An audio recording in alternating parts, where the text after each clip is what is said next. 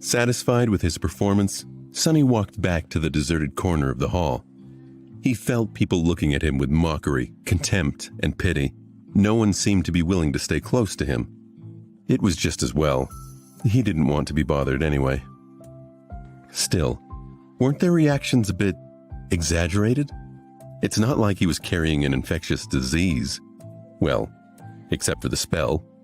But it wasn't really a disease, which everyone here should have known already. Eventually, he managed to extricate himself from the crowd and reached the corner. For some reason, sleepers were unwilling to approach it. Currently, there was only one girl sitting quietly on the bench. Sonny gave her a look. The quiet girl was delicate, demure, and very pretty. Her clothes were tidy and neat. They weren't very expensive, but still rather tasteful. With her pale blonde hair, big blue eyes, and exquisite face, she looked like a beautiful porcelain doll. She was subtly breathtaking. However, there was something wrong with her. Sonny frowned, trying to understand what exactly about the girl made him uncomfortable. After a while, he realized that her empty, expressionless stare was reminding him of the Mountain King. Startled, Sonny understood that the girl was blind. It took him a couple of seconds to compose himself. Damn, that's rough. A bit disheartened, he carefully sat on the opposite end of the bench. He wondered how on earth she could have made it through her first nightmare if she had been blind prior to entering the spell. Which meant that she probably lost her sight as a result of the appraisal. It's her flaw. Suddenly, Sonny felt very apprehensive. A cold sensation spread through his chest. And I thought my flaw was bad. No matter what aspect ability the blind girl had received in exchange for her sight, it was effectively a death sentence.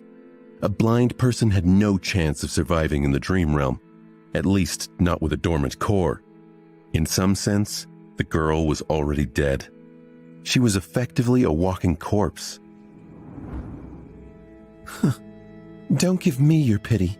I'm sure you're just as fucked as me and everyone else in here. Sonny sat there with his mouth hanging open a moment before his flaw kicked in. Maybe, but you're blind. You're practically dead already. She smirked. I appreciate your brutal honesty. I can't see you, but I can still hear you. Sonny frowned. Do you think your hearing will be enough to survive the dream realm? She shrugged, her face remaining calm. I guess we'll find out soon enough. She turned her head, her eyes looking straight at him with their uncanny milky appearance.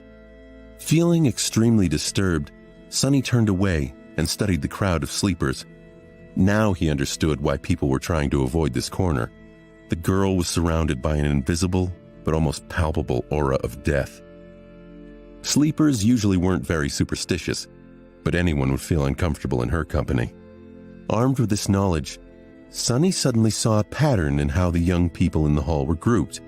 Instinctively, they all tried to stand close to those with similar backgrounds to themselves. At the far end of the hall, closest to the stage, were one or two small groups. People in these groups were distinct from the rest of the sleepers. They were all confident, calm, and had an air of readiness. These were the legacies. They were trained for the spell since birth, and had the highest chances of survival. Castor especially stood out from the rest. Next to them was a larger number of expensively dressed young people. They were lively and excited, and only a little nervous. They were the scions of rich and high-ranking citizens. Their training was pretty good since such families had ample funds to hire private tutors, even awakened ones. Their chances of survival weren't bad. Then there was the largest part of the crowd, which consisted of kids from middle-class families. They might not have had the privilege of training under the awakened tutors, but their education wasn't bad. The government spent a lot of effort to put all the necessary knowledge and skills into the school curriculum, preparing potential sleepers in advance. Some of them might have received additional training in private. To survive, these sleepers would need to put in a valiant effort and also have a bit of luck. but it wasn't improbable. Still, they were tense and nervous. And lastly, there was Sunny and the blind girl, the corpses. From the point of view of the other sleepers in the hall, their chances of survival were close to zero. How charming. This was how the young sleepers had subconsciously divided themselves. The only exception to this rule was the silver-haired girl Sunny had arrived at the academy alongside. She stood alone and apart from everyone, seemingly indifferent to the tension and nervousness that permeated the air.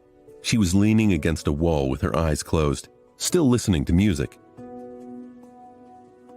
Regardless of their group and level of training, everyone was already tired of waiting. When will the damn induction ceremony start? Sunny thought, irritated. As though answering his thoughts, a tall man in a dark blue uniform appeared on stage. Not only was he tall, he was almost a giant. Sunny even wondered if the man's mother had sinned with a bear. Of course it was impossible. Bears had gone extinct long before the spell even appeared, but he once saw pictures in a book, and they looked sort of similar. A bear-like nightmare creature, then. The giant man had wide shoulders, an athletic build, and a gorgeous brown beard. His eyes were calm and serious. After reaching the center of the stage, he gave the sleepers a long look. When his gaze reached the deserted corner, Sunny suddenly felt nervous. I sure hope he doesn't have a telepathic ability. Otherwise, he might separate me from a limb or two on behalf of his mother. The man didn't pay Sunny a lot of attention and returned his gaze to the front rows of the crowd. Finally, he said in a deep, reverberating voice, "I am Awakened Rock. Sleepers, welcome to the Academy." Everyone listened without making a sound. "In less than a month, you will be summoned to the Dream Realm. Some of you might think that you are well prepared. You're wrong. The spell is merciless and cunning. The moment Awakened begin to think too much of themselves, they die. I've seen countless sleepers like you lose their lives. I've also seen experienced masters lose theirs. Even saints are not assured to survive." Thanks for the encouragement, Sunny thought sarcastically. "In the following 4 weeks, we will do everything in our power to increase your chances of survival. You will receive training from the best instructors in the world. However, don't be misled by their fame. In the end, whether you return from the Dream Realm alive depends only on one person: you. The responsibility to survive is yours and yours alone." Except for the legacies, sleepers were looking at each other with growing fear in their eyes. Awakened Rock continued, "You are not children anymore. It's a shame, because you ought to be. But the spell has decided otherwise. You have been to the first nightmare, so you already know what it's like. Your parents, your teachers, and your friends can't help you anymore." Haven't had any of those in a long time. While listening to Rock's speech, Sunny couldn't help but feel a little excluded. It was all old news to him. However, he understood the instructor's purpose.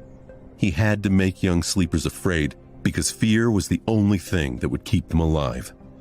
Finally, the speech got to the important part. Awakened Rock paused, giving the kids listening to him a few moments to digest his words. Then, with a short nod, he continued,